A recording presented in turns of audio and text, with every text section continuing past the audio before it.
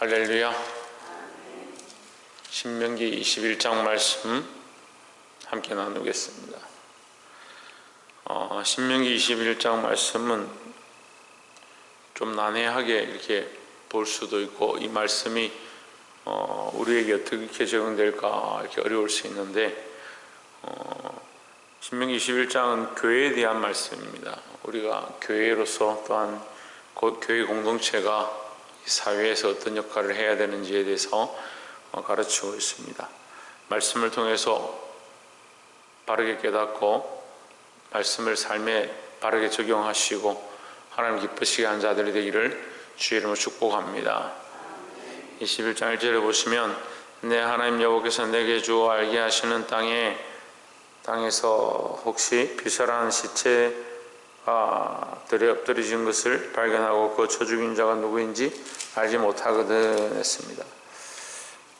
갑자기 죽은 사람이 발견되었는데, 물론 이 전쟁 중에 포로나 이렇게 죽은 그런 것에 대해서 얘기하는 것이 아니고 백성들에 대한 것이죠. 이 백성 중에 누가 죽었는데 들판에서 발견됐다. 누가 죽였는지, 살인자가 누군지 알지 못한다. 그렇게 하면 어떻게 하느냐?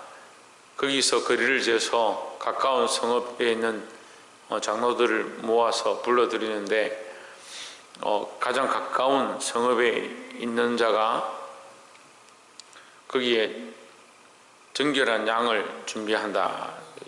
2절에 보시면, 내 장로들과 재판장들이 나가서 그 비살한 곳에서 사면에 있는 각 성읍의 원근을 잴 것이요, 그 비살한 곳에서 제일 가까운 성읍, 그 성읍의 장로들이 아직 부리지도 아니하고 멍에를 매지 아니한 암송아지를 취하고 했습니다. 그래서 암송아지를 취해서 그를 물이 흐르는 곳에 데리고 가서 그 양을 쳐 죽여라, 그렇게 피를 흘려라, 이렇게 얘기를 하는데, 그럼 이게 무슨 말이냐? 왜 이런 일들을 하느냐? 근데 우리는 이것을 해석할 필요가 있습니다. 왜 그렇게 할 것인가? 그리고 이 영적 의미가 무엇인가? 이렇게 보는 거죠. 가까운 성읍에, 가장 가까운 성읍이 책임이 있다. 왜 죽었는지 모르니까 이유를 모르죠. 누가 죽였는지도 모르고. 하지만 가까운 거리에 있는 성읍이 그 책임이 있다, 이렇게 의미를 두는 겁니다. 가까운 성읍이 책임이 있다라는 것은 오늘 우리가 적용해 보면, 교회가 있으면 교회에 맡은 지역이 교회의 책임이다라는 거죠. 그리고 우리가 영적인 의미로 우리가 이 세워진 교회로서 교회에 가까이 있는 지역에 대한 책임을 가져야 된다. 우리 각자가 교회로서, 교회 공동체의 구성요소로서, 구성원으로서 내가 세워져 있는 곳에, 내 가정의 직장에서 내게 책임이 있고, 또 교회가 이 지역 사회에 책임이 있다. 무슨 책임이 있냐? 영혼에 대한, 그 영혼들을 살려야 될, 그들이 죽지 않고 피살된 바 되지 않고 악한 원수에게 공격당하지 아니하고 할 수만 있으면 그리스도를 믿고 돌아오게 할 책임이 교회에 있다. 그래서 우리는 이 지역에 대하여, 이 땅에 있는 영혼들에 대하여 우리가 다 알 수 없지만, 어떤 사람들이 살고 있고 어떤 영혼들이 있는지 다 알 수 없지만, 이 땅을 위한, 이 영혼들을 위한 책무를 가지고 이들 위해서 기도할 이유가 우리에게 있다라는 거죠.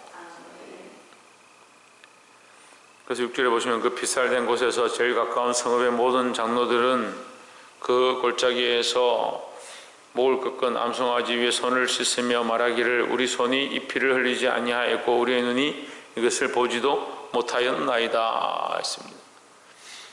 책임이 너희에게 있으니까 너희가 이것에 대해서 속죄해라. 그러니까 우리는 이 땅에 대하여 속죄하는 마음을 항상 기도해야 된다는 거예요. 하나님, 이 영혼들을 불쌍히 여겨주시고 이들이 그 죄로 망하지 않게 하시고 하나님 알게 하시고, 할 수만 있으면 예수 그리스도를 믿고 돌아오게 해주십시오. 이들을 불쌍히 여겨주십시오. 이 땅을 위하여 불쌍히 여기고 이 영혼들을 불쌍히 여기고 이들의 죄를 사해달라고 계속 우리는 이 땅을 위하여 기도해야 되고, 이 이웃들의 생명들을 하나님 손에 맡기는 그런 일들을 해야 한다라는 겁니다. 8절에 보시면, 여호와여 주께서 속량하신 주의 백성 이스라엘 사하시고 무지한 피를 주의 백성 이스라엘 중에서 머물러 두지 마옵소서 하면 그 피 흘린 죄가 사함을 받으리니 9절에 너는 이와 같이 여호와의 보시기에 정직한 일을 행하여 무죄자의 피 흘린 죄를 너희 중에서 제할지니라 했습니다. 그리고 교회가 뭘 해야 되느냐? 그 이 무죄자의 피 흘린 죄에 대해서 씻는 일들을 하는 겁니다. 다시 말하면 우리가 피값을 얻는다, 받는다. 이제 이것은 이제 구약적 말씀과 신약적 말씀으로 다시 연결할 수 있는데, 너희가 이 복음을 전하지 않으면 그 피값을 우리에게 묻겠다 했습니다. 이건 신약적 관점이죠. 우리가 복음 전하는 것에 대해서 말하는 겁니다. 그러니까 너희가 복음을 전해서 그들이 듣지 못하면 그 피값이 누구에게, 그 책임이 누구에게 있느냐? 전하지 않은 자에게 있다. 근데 이 피값이 지금 오늘 신명기 21장에 나오는 거죠. 가까운 자, 가까운 성읍에 그 피살된 자가 있다면 그 무지한 자의 피에 대해서 우리가 알지 못하였다.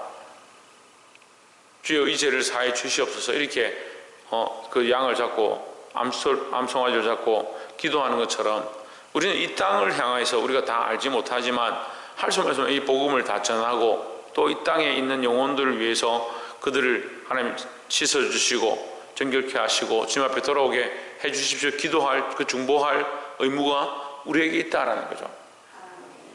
그래서 세워진 교회가 이 피값에 대한 책무를 하지 않으면, 다시 말하면 이것은 오늘날 복음의 사명입니다. 이 복음을 다 전하지 않으면 듣지 않은 자, 듣지 못한 자들의 그들의 원망을 누가 듣느냐? 우리가 들어야 하고, 듣지 않은 자들에 대한 책임이 누구에게 있느냐? 우리에게 있다라는 거죠. 우리는 마땅히 이 복음을 전할 책임이 우리에게 있다라는 겁니다. 가장 가까운 가족들과 내 친족들에게 이 복음, 이 예수 그리스도를 전하지 않으면 그 책임이 누구에게 있느냐? 이 복음을 전하지 않은 우리에게 각자에게 있다는 사실을 늘 기억해야 한다라는 겁니다. 그래서 우리 가정에서, 직장에서, 내 삶의 영역에서 우리가 이 복음의 책무를 감당해야 하고, 또한 교회가 이 지역에서 죽어가는 자들, 하나님 알지 못하는 자들에게 이 복음의 책무를 감당해서 그 생명들을 살려내므로 이 피값에 대하여 무죄한 그런 모습으로 오늘 이 말씀을 통해 적용되어지기를 주의 이름으로 축복합니다. 또한 두 번째 나눌 말씀은 10절에 보시면 내가 나가서 대적과 싸움을 당하여 내 하나님 여호와께서 그들을 내 손에 붙이심으로 내가 그들을 사로잡은 후에 11절에 내가 만일 그 포로 중에 아리따운 여자를 보고 연애하여 아내를 삼고자 하거든 했습니다. 자매들은 사실 이 구약 성경을 보면 이 구약은 이제 다 끝났지, 이거는 지금 우리와 상관이 없으니까 좀 말씀이 좀 그런 게 많네 이렇게 생각할 수 있습니다. 근데 이 의미들이 있는 겁니다. 이유가 있고 시대적 상황들이 있고 우리가 이해해야 될 부분들이 있습니다.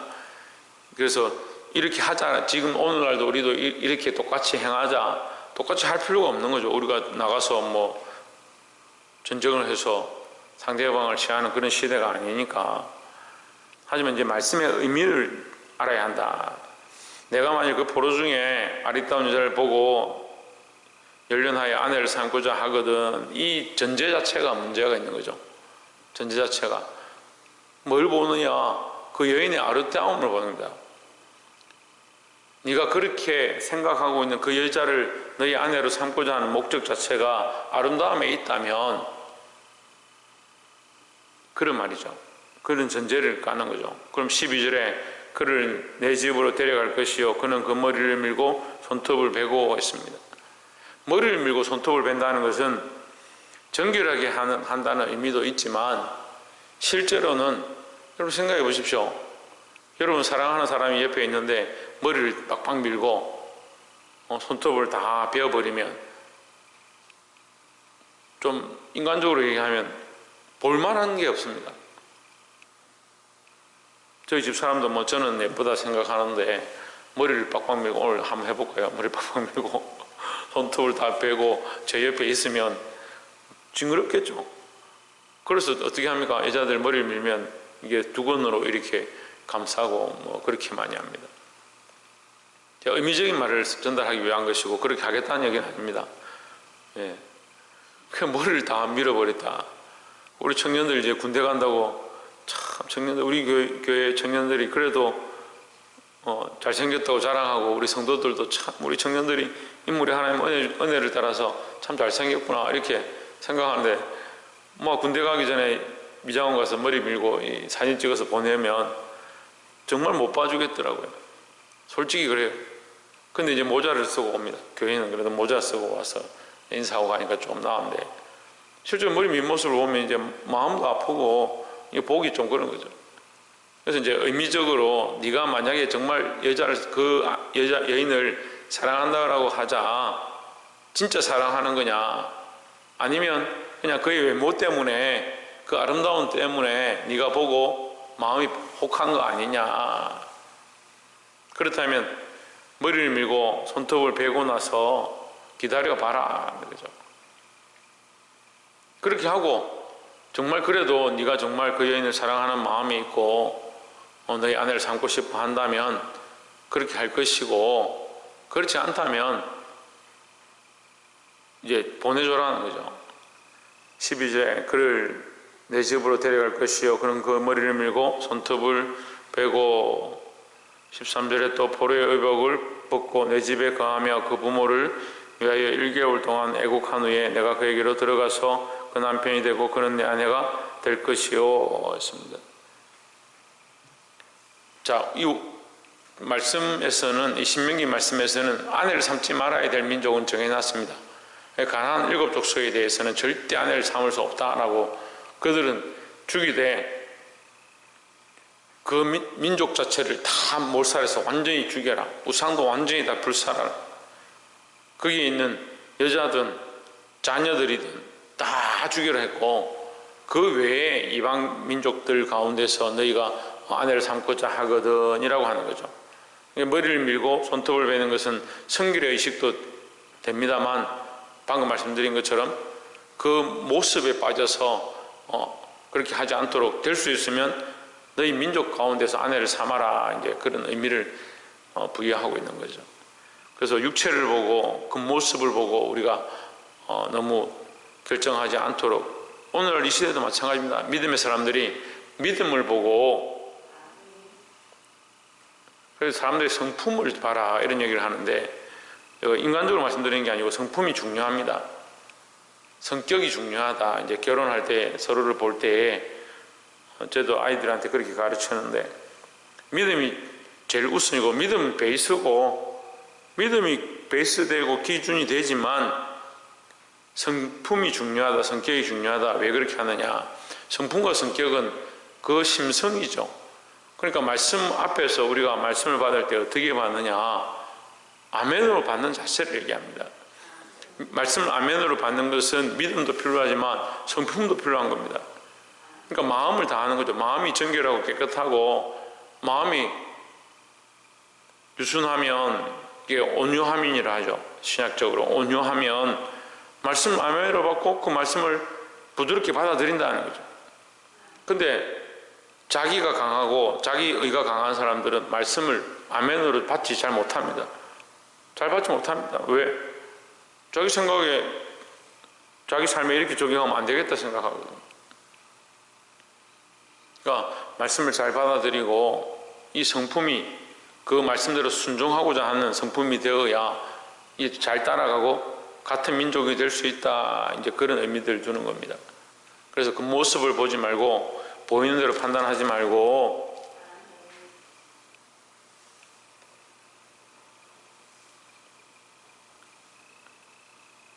자, 마지막 세 번째로 나눌 말씀은 20절에 그 성읍 장로들에게 말하기를 우리의 이 자식은 완악하고 배역하여 우리 말을 순종치 아니하고 방탕하며 술에 잠긴 자라 하거든 했습니다. 사실 부모가 장로들에게 끌고 와서 우리 자식도 이렇다라고 할 정도가 되면 거의 마지막 되는 거죠. 아무리 얘기해도 되지 않고 책망해도 안 되고 매를 들어도 되지 않으면 장로들이 끌고 와라. 근데 이렇게 뭐 조금 말 듣지 않으면 바로 끌고 와서 돌로 쳐 죽여라 그렇게 얘기하는 건 아닙니다. 아무리 해도 방법이 없으면 장로들에게 끌고 와라. 21절에 그 성읍의 모든 사람들이 그를 돌로 쳐 죽일지니 이같이 내가 너희 중에 악을 지하라. 그리하면 온 이스라엘이 듣고 두려워하리라 했습니다. 이 불순종에 대한 죄에 대해서 얘기합니다. 근데 오늘날 이 시대는 불순종을 죄로 여기지 않습니다. 자식들이 말 듣지 않아도 자기 생각이 있겠지. 오히려 부모가 자식에게 순종합니다. 거꾸로 돼가죠. 선생들이 제자들에게 순종하고 공권력이 사회에 순종하고 이 반대로 돼갑니다. 물론 전혀 들을 필요가 없다라고 하는 것은 아니지만 원래 있어야 될 질서가 많이 무너진 시대에 있다. 근데 우리가 이것을 똑바로 알아야 된다는 겁니다. 그래서 교회는 질서가 세워져야 하고 가정에도 질서가 세워져야 하고 영적 권위가 바로 세워져야 하고 우리에게 맡겨주신 영혼들을 바른 질서로 가르칠 필요가 있다라는 겁니다. 22절을 보시면 사람이 만일 죽을 죄를 범함으로 내가 그를 죽여 나무 위에 달거든 22절에 그 시체를 나무 위에 밤새도록 두지 말고 당일에 장사하며 내 하나님 여호와께서 내게 기업으로 주신 땅을 더럽히지 말라. 나무 위에 달린 자는 하나님께 저주를 받았음이니라 했습니다. 23절에 보시면 두 가지를 볼 수 있는데요. 시체는 나무 위에 밤새도록 두지 마라. 밤새도록 두지 마라 하는 것이 하나 있고 두 번째는 나무에 달린 자는 하나님께 저주를 받았다. 이 말씀입니다. 밤새도록 두지 않았기 때문에 예수님이 십자가에 못 박히셨을 때에 다른 사람들은 다리를 꺾었지만 예수님 옆구리에 창을 찔렀다. 찌른 것은 뭡니까? 죽었음에 대한 죽었는가 죽지 않았는가 이게 표시하기 위해서 그 옆구리를 찌른 것입니다. 그런데 더 중요한 것은 이 나무에 달린 자는 하나님께 저주를 받았다 이렇게 표현하고 있습니다. 그러면 나무에 달리신 예수님은 하나님께 저주를 받은 것이다. 그렇게 적용해야 합니다. 그럼 예수님이 왜 하나님께 저주를 받았느냐? 우리의 죄를 졌기 때문에 저주를 받은 겁니다. 여러분, 양이 왜 죽임을 당해야 되느냐? 이제 이렇게 생각하는 거죠. 양이 왜 죽임을 당해야 되느냐? 순결한 양이 아무 흠이 없는 양을 너희는 끌고 와서 송아지를 끌고 와서 골짜기에서 죽여라. 그 양이 그 송아지가 무슨 죄가 있느냐? 우리의 죄 때문에 죽임을 당하는 겁니다. 우리의 피값 때문에 대신 예수님 십자가에서 그 피값을 지불하셨습니다. 그러니까 하나님께 저주를 받았다. 하나님께 저주를 받은 자는 나무에 달린 자는 하나님께 저주를 받은 자다. 예수님의 십자가는 저주입니다.